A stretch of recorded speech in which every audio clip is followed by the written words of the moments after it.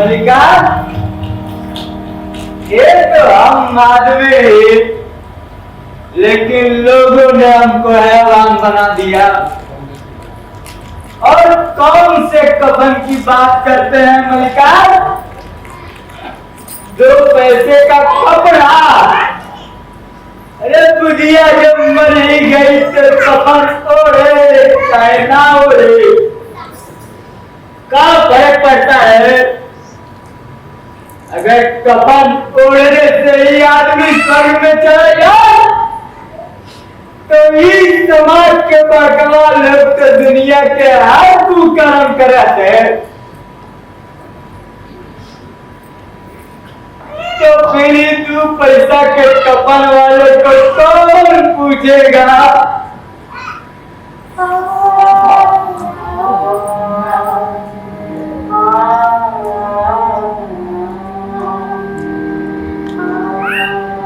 निशब्द संज्ञा शून्य हो जाता हूँ इन पात्रों की व्यथा पीड़ा सुनकर। एक मनुष्य का मनुष्य के प्रति ऐसा अमानवीय हिंसात्मक व्यवहार मन मस्तिष्क को विचलित कर देता है। बुद्धि विवेक से संपन्न मनुष्य के ऐसे कृत्य को देखकर जानवर भी शर्मसार होता है। इन पात्रों की आंखों से बहते आंसू के हर कतरे के साथ चिपका एक प्रश्न तपते लोहे के समान नुकीला जिस्म को छेद आर पार हो जाता है, मौन हो जाता है। फिर अंदर बैठा एक और मन जिसने अभी पराजय स्वीकार नहीं किया है, बार बार कहता है अपने मौन को तोड़। बस कलम का ये अदना सा सिपाही इन पात्रों के साथ उनकी आवाज बनकर मुखर होता है, अनंत काल के लिए अन्याय के विरुद्ध।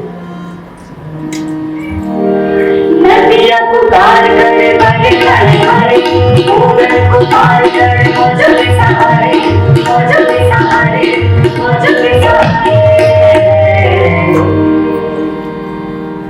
थामो मोर दया गहरे धोए भागे धारा, कीजे भंवर तूने सहारा, पतवार डोले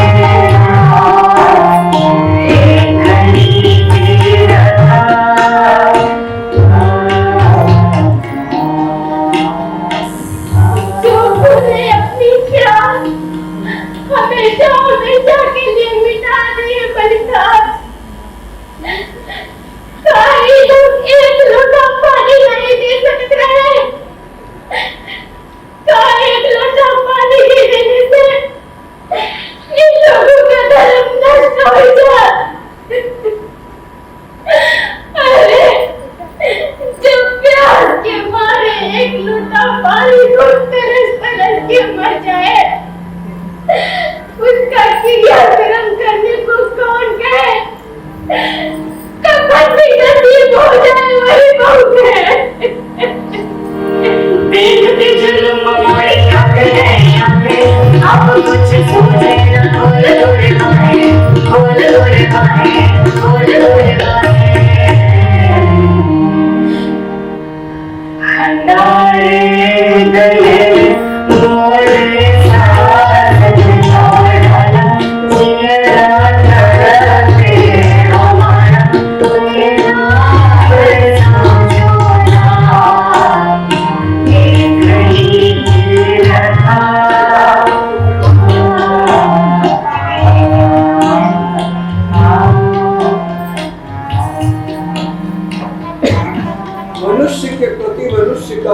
अत्याचार, अनाचार, दमन, शोषण मनुष्यता की भ्रूण हत्या नहीं है तो और क्या?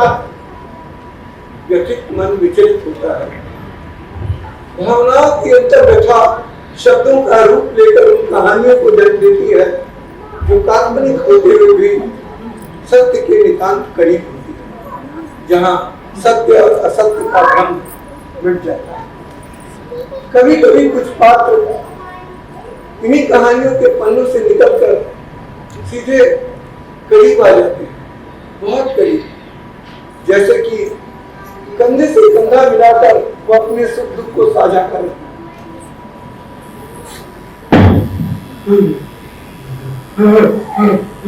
गंगिया गंगिया प्यास बर्दाश्त से पार हो जाता बना तो था ही न पीता तब भी बचा गंगिया गंगिया एक दिन किसी पानी का श्राप लगेगा गंगिया एक बूंद पानी के लिए सब ऐसे ही कर देंगे सूख जाएगा इस तरह से पानी कहीं ना ठाकुर से कुएं से पानी गई आगे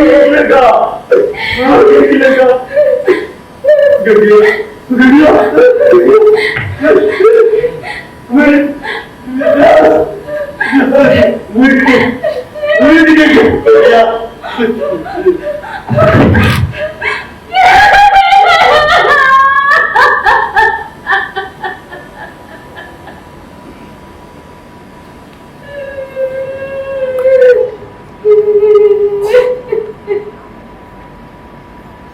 नमस्कार, मैं प्रेमचंद लिखता रहा हूं आपके लिए। संभवतः पढ़ा होगा आपने उन चरित्रों को जिन्हें मैंने कागज पर उकेरे। ये कागजी चरित्र जिसे कभी लिखे थे मैंने, स्नेह के भूखे ये चरित्र जब भी हाथ फेरता हूं इनके सर पर, नन्हे शावक की तरह मेरी गोद में सिमट आते हैं, मुझसे बातें करते हैं, मुझे हंसाते हैं, मुझे रुलाते हैं। मैंने गढ़ा था इन्हें कि समाज इनसे रूबरू होगा, इनकी संवेदनाओं से साझेदारी करेगा, और दुखद कालांतर में इन पात्रों की स्थिति जस की तस बनी हुई है। इनका क्रंदन, इनका विक्षोभ कोई सुनता है। आज कितने साल बीत जाने के बाद भी इनकी पुकार गूंजती है मेरी चेतना में। आंखें बंद करके बैठ जाने की कोशिश करता हूँ, मगर जब भी आंखें खोलता हूँ इन्हें साक्षात अपने सामने उपस्थित पाता हूँ।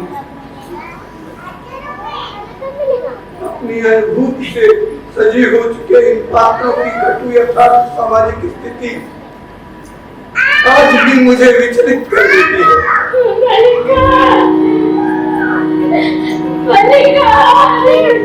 कौन कौन? गंगिया गंगिया जोखों के लिए पानी मिला तुझे? नहीं मलिकार, आज भी भटक रही हूँ। हर कुएं का मालिक कोई न कोई ठाकुर है। गंगिया क्या है? रुक क्या है? शायद थोड़ा पानी है मेरे पास, मैं देखता हूँ, मैं देखता हूँ।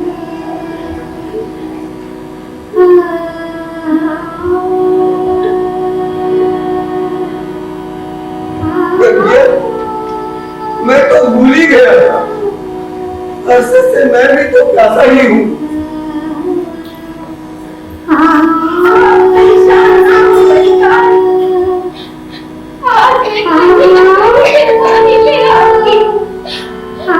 चाहे मुझे ठाकुर की सुई से ही क्यों ना लेना पड़े।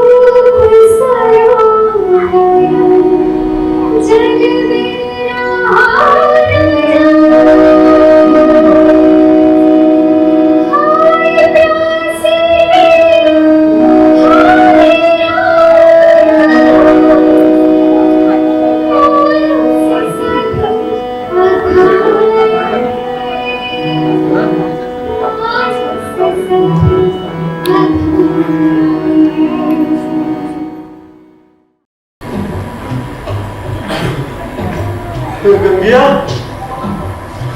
गंगिया अभी तक नहीं आई। ऐसी भयानक गर्मी, 2 दिन हो गए पानी पिए, हम और बर्दाश्त नहीं होता, हम बर्दाश्त नहीं होता। बस्ती के कुएं में कोई जानवर गिरकर मर गया, पूरा पानी जहर हो गया। गंगिया वही पानी पीने के लिए लाई है।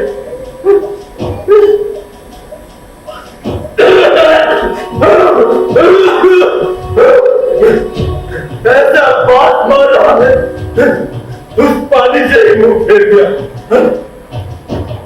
कहीं पानी गटक लिया होता, प्राण पर जरूर गए होते। अब पानी लेने ठाकुर के कुएं पर गई। मैंने इतना समझाया कि मत जाओ, कहीं ठाकुर ने देख लिया तो पानी के बदले तेरी इज्जत का पानी हो जाएगा। लेकिन नहीं मानी, चली गई। अब जान नहीं बचेगी। देखो पड़ोसी के बैल के दर्दे में पानी बचा है क्या?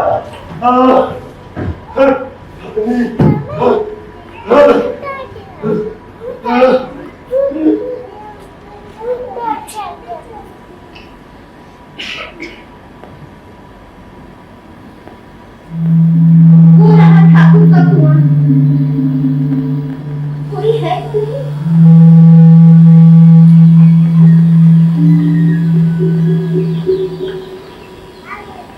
नहीं? जिंदगी जहन्नुम। सच कहती होती थी, बस हुक्म फरमा दिया, जाओ पानी लेकर आओ, जैसे हम उनकी घर वाली गई नौकरानी हुई। कहने सुनने का भी हम जेल खाने से बचकर अपनी जिंदगी ये सोने की हद पड़ी। सुबह से लेकर रात तक जानवरों की तरह खटते रहो, फिर भी हर काम में कोई ना कोई निकल ही जाता है।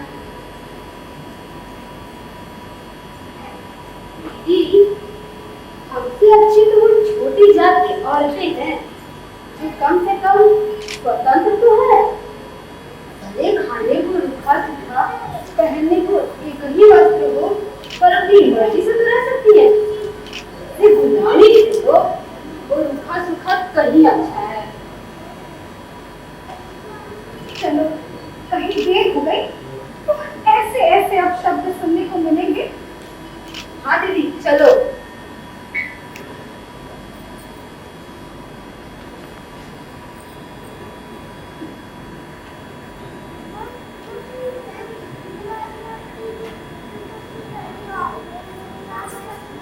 हे भगवान, आज तक सोचती थी कि दुख दर्द हम गरीब के ही हिस्से में है, पर ये धनवान तो हम गरीब से भी अधिक दुखी है। चलो ये लोग निकल गए, अच्छा मौका है, झट से पानी ले लो, नहीं फिर से कोई आ जाएगा।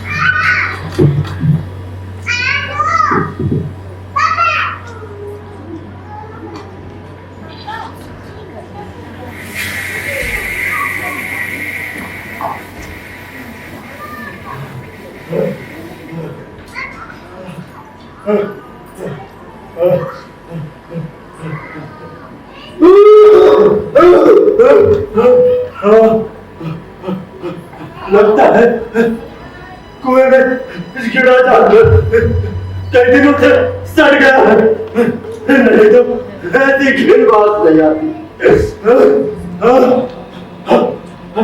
अरे घड़ी भी पानी के बिना नहीं जा जाता। मरना तो है, मरना तो है। हमें प्यास बर्दाश्त नहीं होती।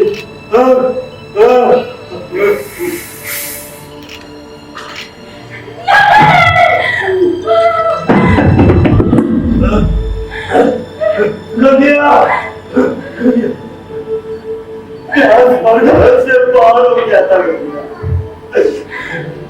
मरना तो था ही, न पिता जब ही मरता।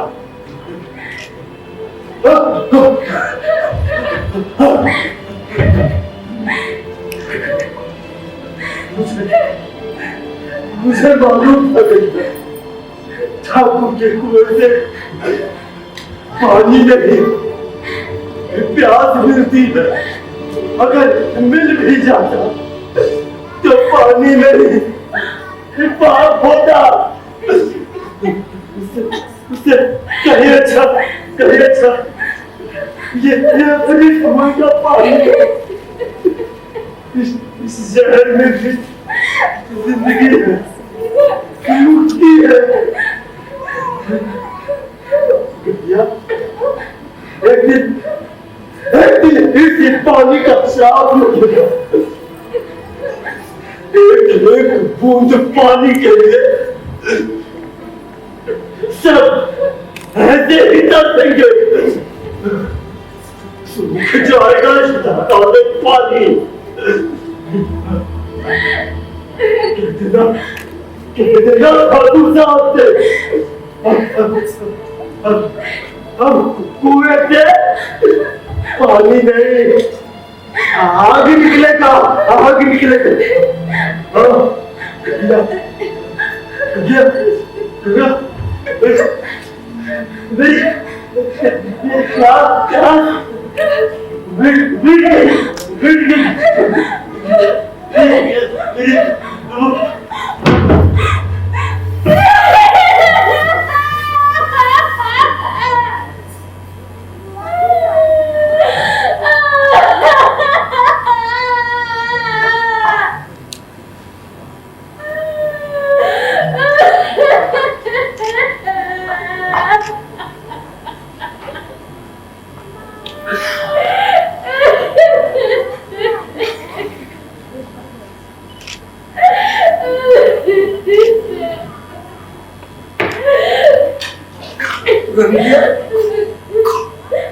ये दे जोखू के लिए पानी लाया हूँ। जोखू ने अपनी प्यास हमेशा के लिए मिटा दी है मलिकार। काले लोग एक लोटा पानी नहीं दे सकते हैं। काले लोटा पानी देने से इन लोगों का धर्म नष्ट हो क्योंकि छू जाए से धर्म भ्रष्ट हो जाता है। हम सबका शरीर तो वही हाथ से बना है मलिकार। मेरी भेंट कैसा धर्म का जो एक लोटा पानी ले ले और शरीर के छुआ जाए नष्ट हो जाए ऐसे नरक के हम चूल्हे में लगा दे। ना गंगिया, धर्म कभी तोड़ता नहीं, वो तो जोड़ता है। इंसान और भगवान के बीच का सेतु है धर्म, लेकिन लोगों ने इस सेतु को खाई बना डाला। इंसानियत जो दुनिया का सबसे बड़ा धर्म है, लोगों ने उसे न जाने कितने धर्मों और जातियों में बांट दिया। वर्तमान को जहन्नुम बनाने वालों को इतिहास कभी माफ नहीं करेगा। भैया है ये बता दूं क्रिया कर्म का कुछ बंदोबस्त हुआ? क्रियाकर्म कौन सा क्रियाकर्म भाई साहब? हम गरीब और मरने पर कोई दुआ झांकने नहीं आता। कंधा देना तो बहुत दूर की बात है। जो प्यास के मारे एक लोटा पानी को तरस तरस के मर जाए, उसका क्रियाकर्म करने को कौन कहे? कफन भी नसीब हो जाए वही बहुत है। कफन? हाँ हाँ, कफन से मुझे याद आया, गंगिया भीष्म और माधव कफन ही को लेने गए हैं। मलिकार, जन्म से लेकर मृत्यु तक आकर से दुख और यातना भोगना और फिर कीड़े मकोड़ों की तरह उलझ कर मर जाना ही हमारा नसीब है। हमारा कैसा क्रियाकर्म और कैसा कफन। ना गंगिया, भीष्म और माधव गए हैं कफन लेने। तू रुक, मैं देखता हूँ।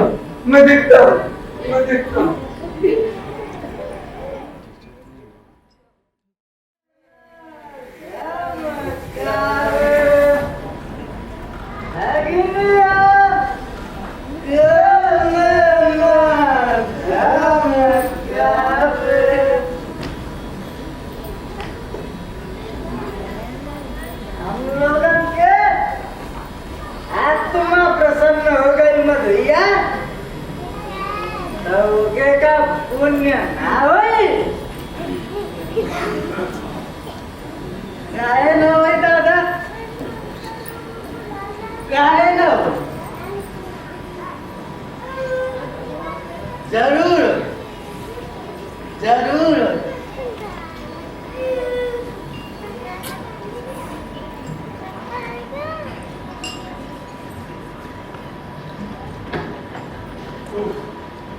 कितना संताप, वही व्यथा मेरे कलम की, वही पिपासा मेरे स्याही की।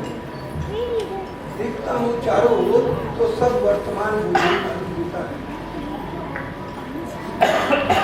मनुष्य होने के नाते मनुष्यता के दायित्व से कैसे मुख मोड़ लूं?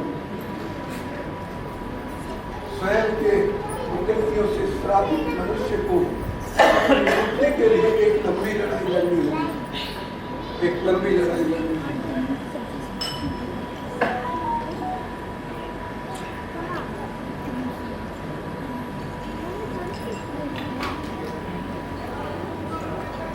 जौन दिन से बुधिया एक घर में कदम रखलस, उजड़ल घर भी सुनहरे लागल। लोगवा ठीके कहेला, औरत अपने साथे बरकत लेके आवेली। ओकरा इला से हम भागन के भाग में मोट महीन दूजो अन्न मिले लागल। एहर ओहर से मांग मूंग के जुगाड़ जतन कई के रूखा सूखा परोस दे रे। हमनों के घर के आंगन में चूल्हे से धुआं उठे लागल। अब और का चाहिए, लेकिन आज वे बेचारी प्रसव पीड़ा में छटपटात हो। और हम बाप बेटा निर्दयी जैसा अपने पेट का याद शांत करे खातिर चोरी का आलू भूज के खाते।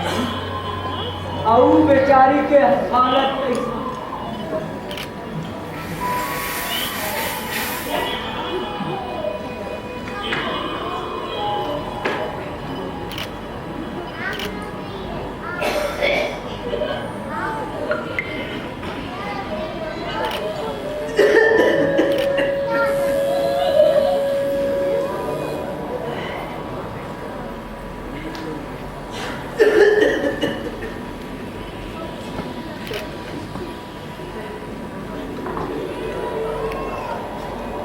रे मधुरिया, बुधिया कब से करात है, मालूम होता बची नहीं।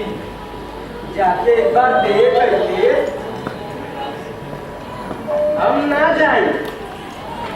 और हम सब जानत रही ओहर हम बुधिया के देखे जाए अरे यार तू गप से आलू खाइला अरे पगले अभी बुझाइए नहीं था अब कच्चे आलूया कैसे गप से खा जाए जो जाके एक बार देखा नहीं दादा भूखाएला कि कच्चा पका ना देखेला अब तू ही कहे नहीं जाके देखा अरे हे कब देख रहा हो अरे तनको तो के लाश शर्म आखिर आए अब ये अवस्था में हम के देखे जाए जो जाके देखा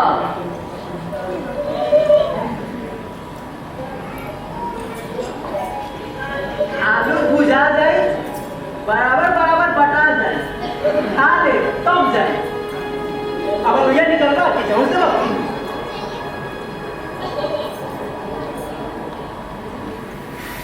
ये ओ अच्छा तो हम क्या छोटा देवा अपने बड़का देवा ये बड़का देखो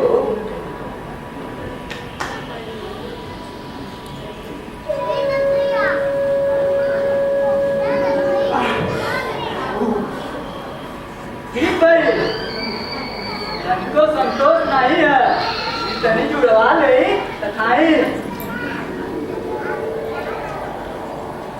काली से कुछ खाए के मिलल ना क्या करी पेट में आग लागल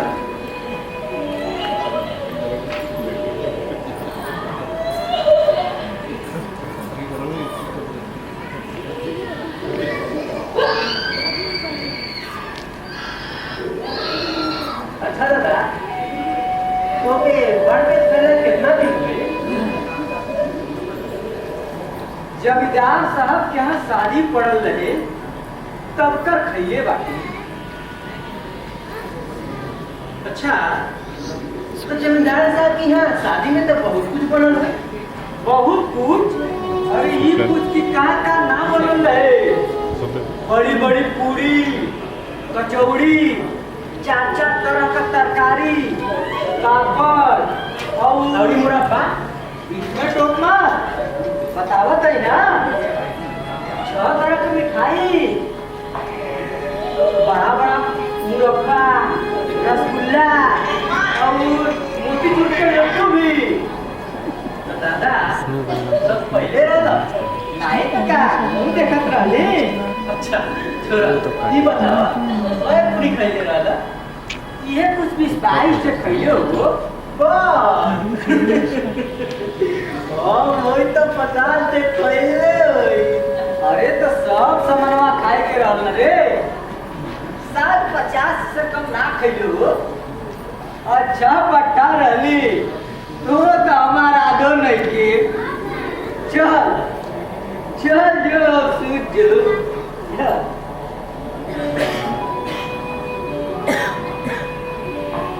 तू भोज ना भुलाला रे ममिया फिर वो तरह का खाना घर पे खाए के ना मिलल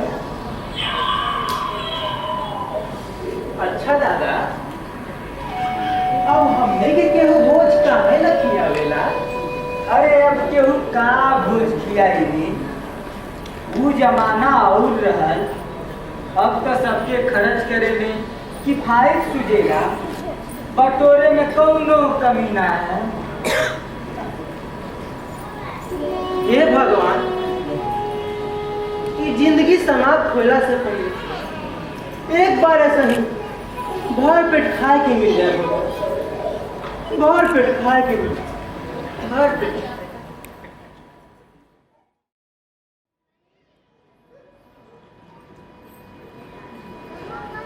सवेरे माधव ने झोपड़ी में जाकर देखा तो बुधिया के प्राण को फिर उड़ गए उसके चेहरे पर मक्खियां भिनभिना रही थी चली गई बुधिया इस दुनिया को छोड़कर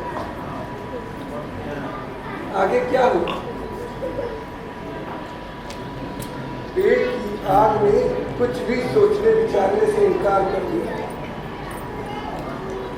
मन कुंठित हो जाता है लिखते हुए एक आस बंधी होती थी कि एक वो दिन आएगा जब सिस्कियां किलकारियों में बदल जाएंगी दीनों के दुखियारों के दिन लौट कर आएंगे क्या बदला इस वक्त तुम्हारे लिए? कुछ भी तो नहीं। हर ओर वही घना बादल, वही धुंधला और धुंधला भविष्य और धुंधला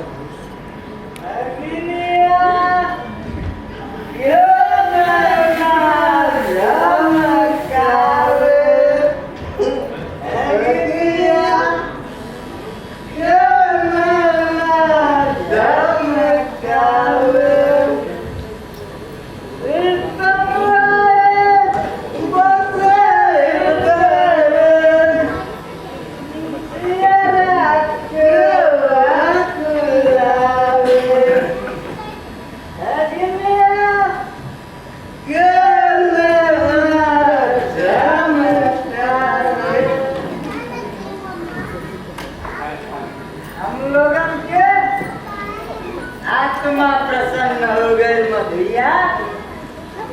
तो क्या पुण्य ना हो काहे ना होई दादा, काहे ना होई? जरूर होई, जरूर होई। प्रभु, हे प्रभु, तुम अंतर्यामी, उसे भरपूर लेना। हम दोनों हृदय से आशीर्वाद दे रहे हैं उसे। आज जो भोजन मिला वो जीवन भर कभी नहीं मिला, कभी नहीं मिला भगवान, कभी नहीं। उसे स्वर्ग देना, उसे स्वर्ग देना।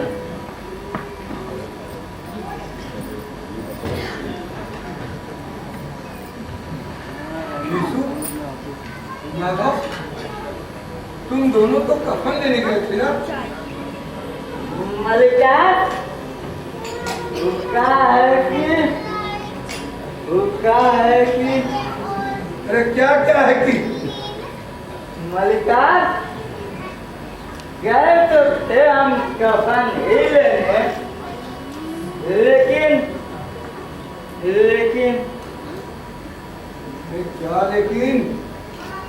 लेकिन मलिका कि बुधिया भूख से तड़प कर मर गई। वही भूख हमें समा गई सरकार, पेट की अतड़ियां ऐसे हट गई कि आंखें कटोरे की तरह बाहर निकल आई। अब जिधर भी देखते रोटी नजर आती, कफन भी रोटी दिखने लगी थी मलिका। तो हमने कफन को रोटी समझकर खा लिया।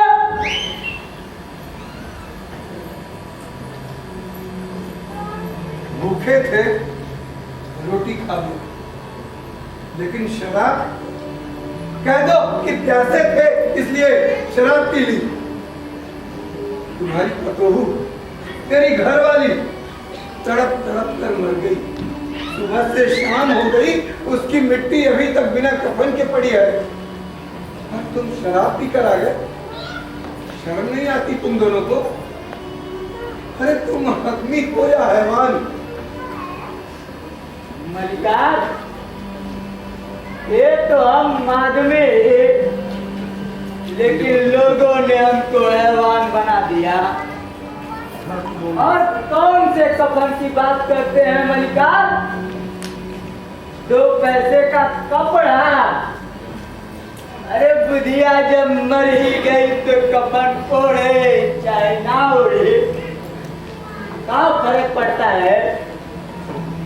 अगर कफन ओढ़ने से ही आदमी स्वर्ग में चला जाए तो इस समाज के बड़कावा लोग तो दुनिया के हर कुकर्म करते हैं और मरला पर रेशम के कफन में लपेट के जाते हैं।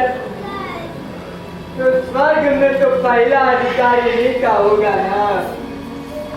तेरे 2 पैसा के कफन वाले को कौन पूछेगा? हम तू का पैसा स्वर्ग पे नहीं जाना, हमका स्वर्ग में। मलिकार, आज न जाने कितने वर्षों बाद कफन के लिए भीख में मिले पैसे से हम दोनों घर पे खाना खाए हैं। हमारा रोआ रोआ बुढ़िया को आशीर्वाद दे रहा है। मलिकार, अगर सचमुच में कौनो स्वर्ग हो ही ना, तो हम दावे के साथ कहते हैं, बिना कफन के चितड़े बिदड़े में लिपटी हुई बुढ़िया इस स्वर्ग में पहुंचेगी।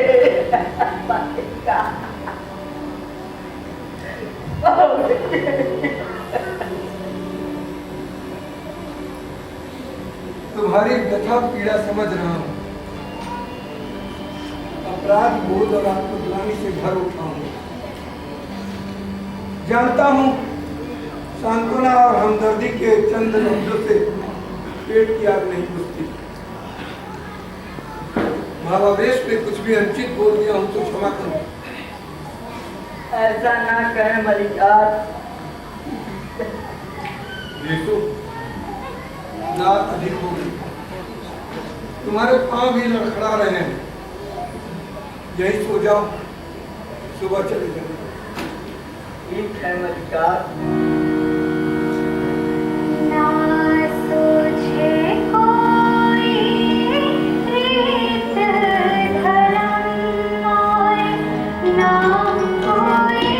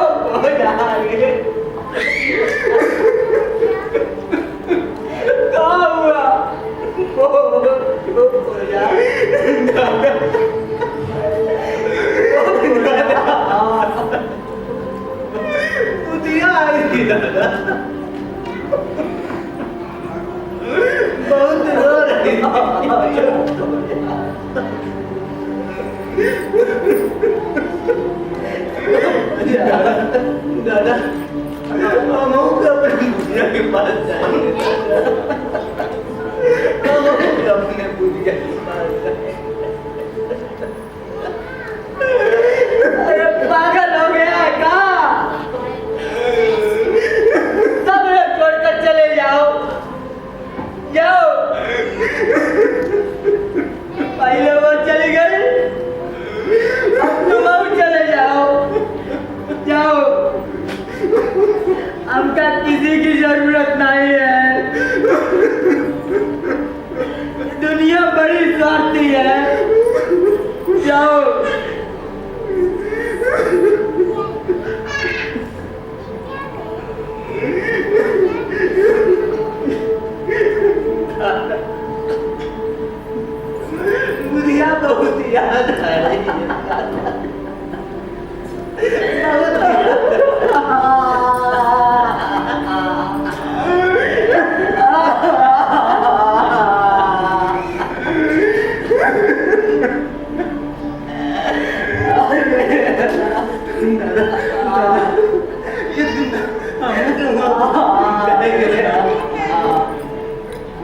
जब वो हमसे पूछी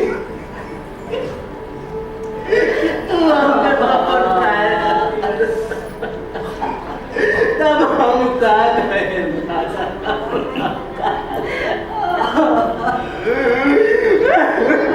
चुप कर, चुप हो जा पगला, ओके कपन जरूर मिले, मैं कुंड में जाई रे, मैं कुंड में जाई, सच दादा, हाँ बेटा, बड़ी भाग्यवान रहलू, जो माया जाल से मुक्त हो गई रे, और मरत मरत हमने के जिंदगी के सबसे बड़ी लालसा पूरी कर ले, भर पेट खाना खाए के बिगाड़, तब ना बैकुंठ जाई तक के जाई रे।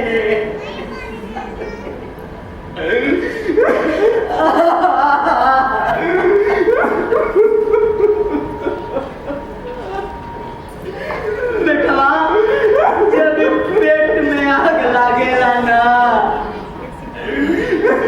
तब कुछ से शांत ना होला रे,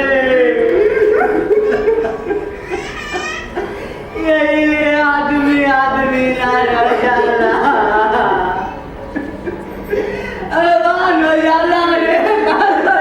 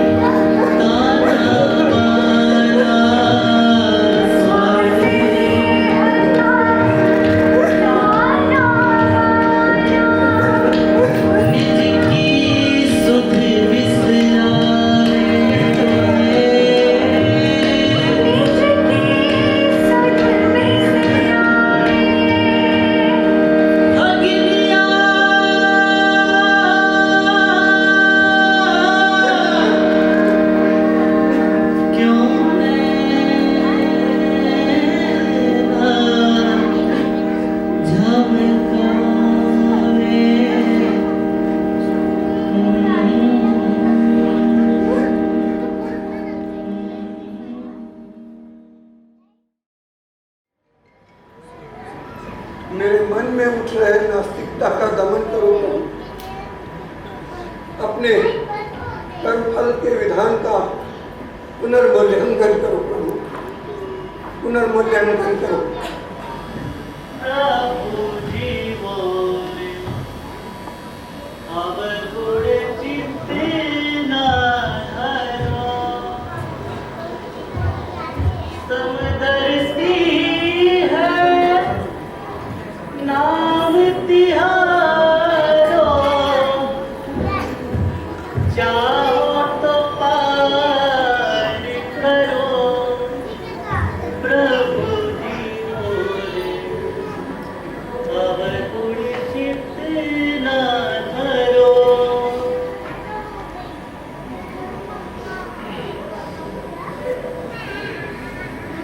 वारे मालिक, इस सूर की भी झोली में कभी कभी इतना डाल देता है, इतना रहम करता है प्रभु, जैसे लगता है मनुष्य के रूप में साक्षात तुम आकर खुद ही सब कर जाते हो। बड़े दयालु हो प्रभु, बड़े कारसाज, धन्य हो प्रभु, धन्य हो प्रभु जी मोरे, अवर थोड़ी चित्त ना धरो।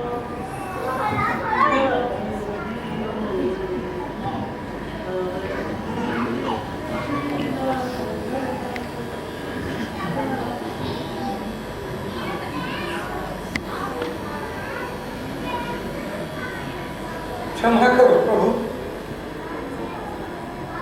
क्षमा करो। कभी कभी आंख होते हुए भी मनुष्य नेत्रहीन हो जाता है। क्षमा करो, भावावेश में क्या बोल गया मैं। सद्बुद्धि दो भगवान, सद्बुद्धि दो, सद्बुद्धि दो। मुंशी दादा, मुंशी दादा। कौन? हामिद, कहिए कैसे आना हुआ? दादा, आपको कुछ याद भी है? आज ईद है, मैं आपको मुबारकबाद देने आया हूँ। अरे, उम्र के असर से लग रहा आप याददाश्त भी जाने लगे। भाई हामिद मियाँ, आपको भी ईद की बहुत बहुत मुबारकबाद। दादा, शाम को घर जरूर आइएगा।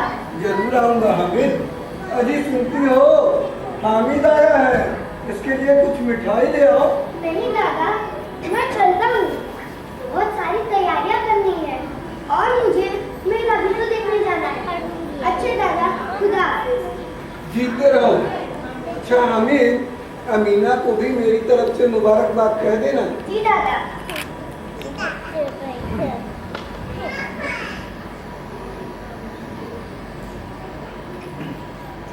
बच्चे सचमुच ईश्वर का रूप होते हैं। जात पात धर्म मजहब राग द्वेष से कोसों दूर, पवित्र और निश्चल। फिर ऐसा क्या हो जाता है कि पवित्र हृदय कठोर और जालिम हो जाता है? कौन छीन लेता है इनसे इनकी मासूमियत? जनाब, वो हम और आप ही हैं जो भेदभाव कर इनसे इनकी मासूमियत छीन लेते हैं। क्या ये सब ऊपर वाले की नजर में मुआफी के काबिल होगा? सोचिएगा जरूर। चलता हूं मैं भी ईदगाह।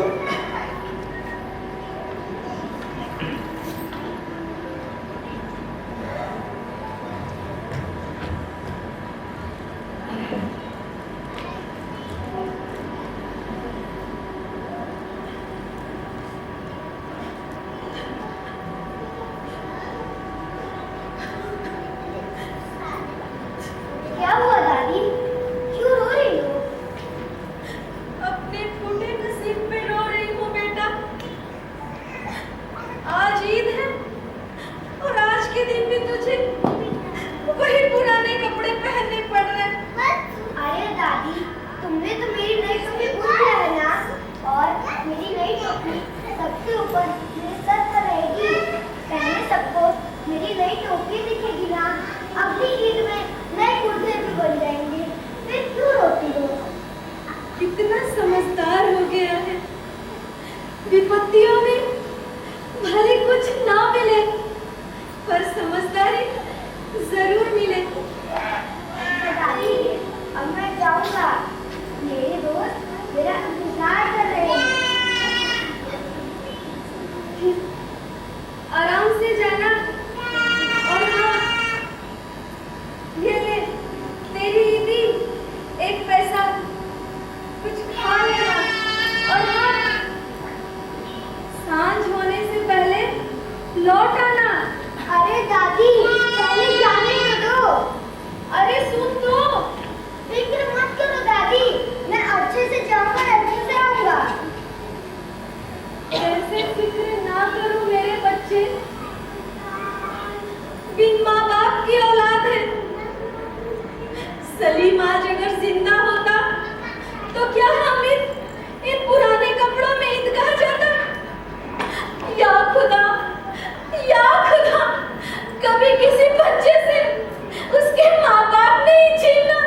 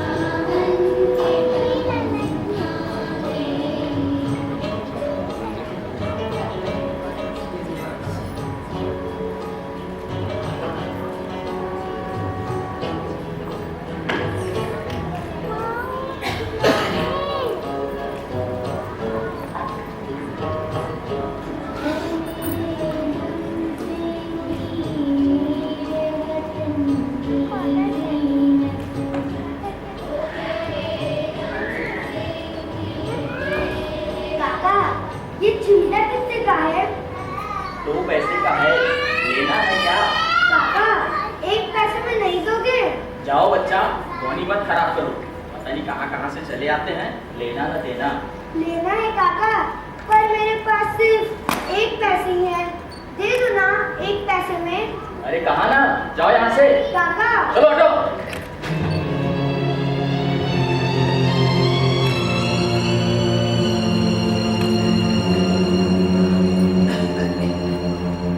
मासूम को धक्का देते तुम्हें शर्म नहीं आती? शर्म की क्या बात है साहब, जब मैंने इसको एक बार मना कर दिया कि 1 पैसे में नहीं मिलेगा, तो क्यों बार बार मुझे तंग कर रहा है? क्या हुआ हामिद? कुछ नहीं दादा, मैंने बस इनसे कहा कि ये चिमटा उसको 1 पैसे में दे दो, क्योंकि मेरे पास 2 पैसे नहीं है। हामिद, तुम चिमटा लेकर क्या करोगे? दादू, मैं रोज देखता हूँ कि जब दादी रोटी सेकती है तो उसका हाथ जल जाता है। मैंने सोचा कि क्यों ना दादी के लिए 1 पैसे में चिमटा ले लूं। अगर खिलौने लूंगा तो मिट्टी के खिलौने फूट जाएंगे। और दादू, आजकल मिठाइयाँ अच्छी बनती ही कहाँ हैं? चिमटा लूंगा तो दादी के हाथ नहीं जलेंगे।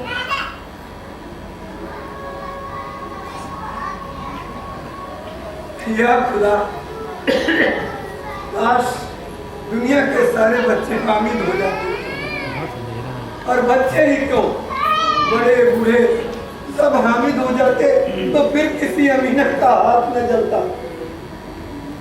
भैया, तुम ये चिमटा दे दो, मैं तुम्हें 2 पैसे दे दूंगा। नहीं नहीं बाबूजी, मैं बहुत शर्मिंदा हूँ।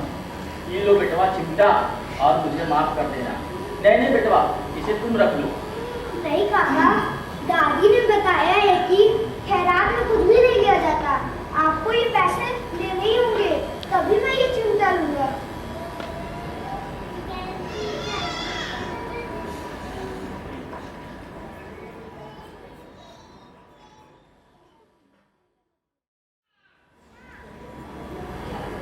न जाने कहाँ रह गया। क्या हुआ? अरे भैया, आपने हामिद को कहीं देखा क्या? क्या नहीं देखा? मैंने कहा था कि जल्दी वापस लौट आना।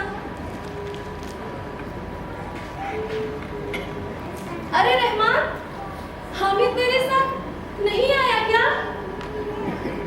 कहाँ रह गया है?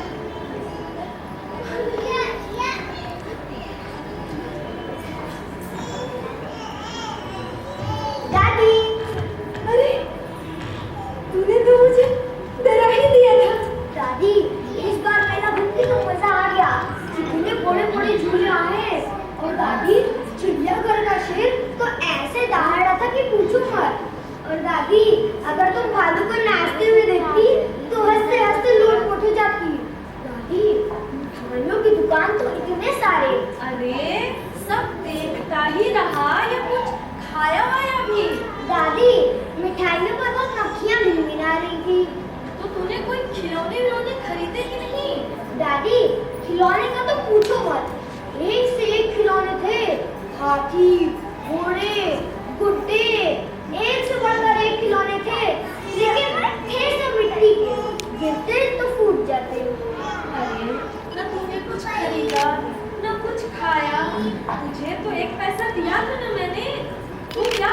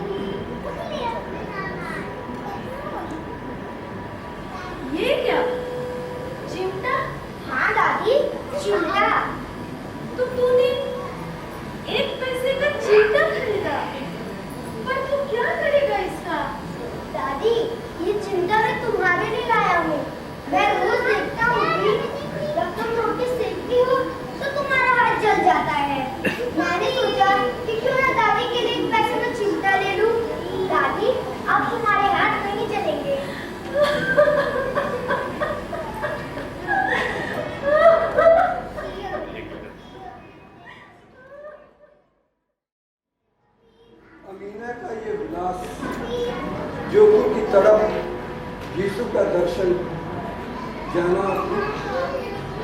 पढ़िए ही, जरूर पढ़िए। आप पढ़ेंगे ना तो अपने आप को इन चरित्रों के बीच पाएंगे। जरा टटोलिए ना अपने आप को, आपकी भी अपनी एक कहानी है।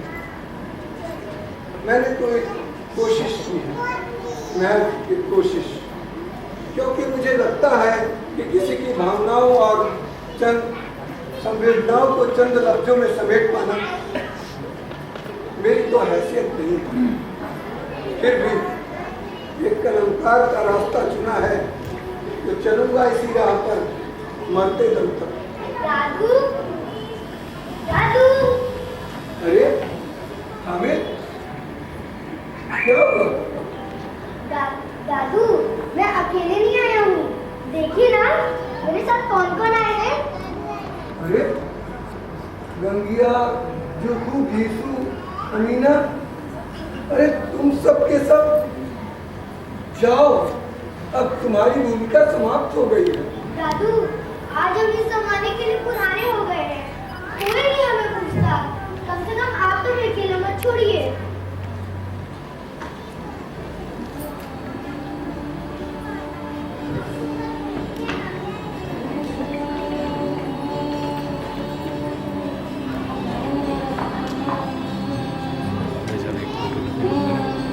नहीं छोड़ूंगा, नहीं छोड़ूंगा मेरे बच्चों, कभी नहीं छोड़ूंगा, कभी नहीं छोड़ूंगा। आओ आओ मेरे पास आओ, तुम सब की कहानी मेरी कहानी है। जमाना साथ दे या ना दे, मैं तुम लोगों का साथ कभी नहीं छोड़ूंगा, कभी नहीं छोड़ूंगा।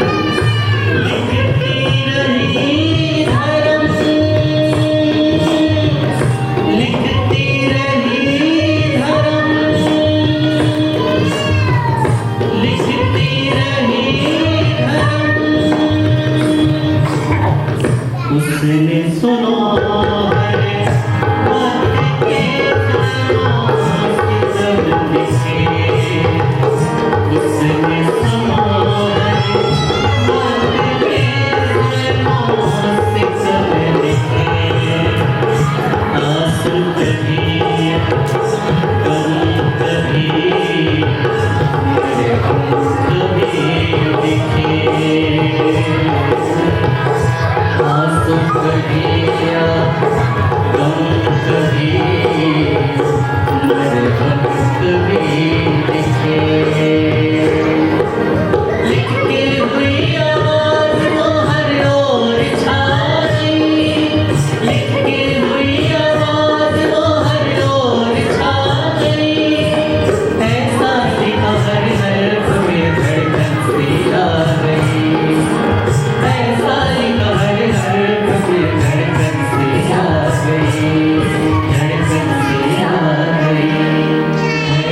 सी आ गई।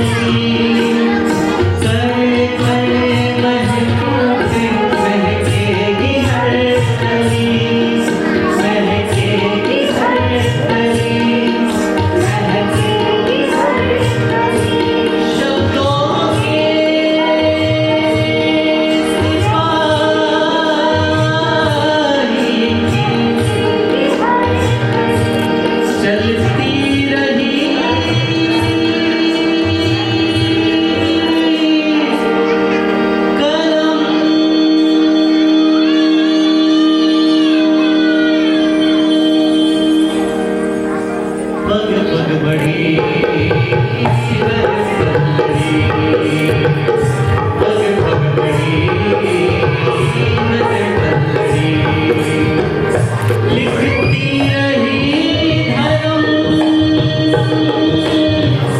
लिखती रही धर्म लिखती रही धर्म।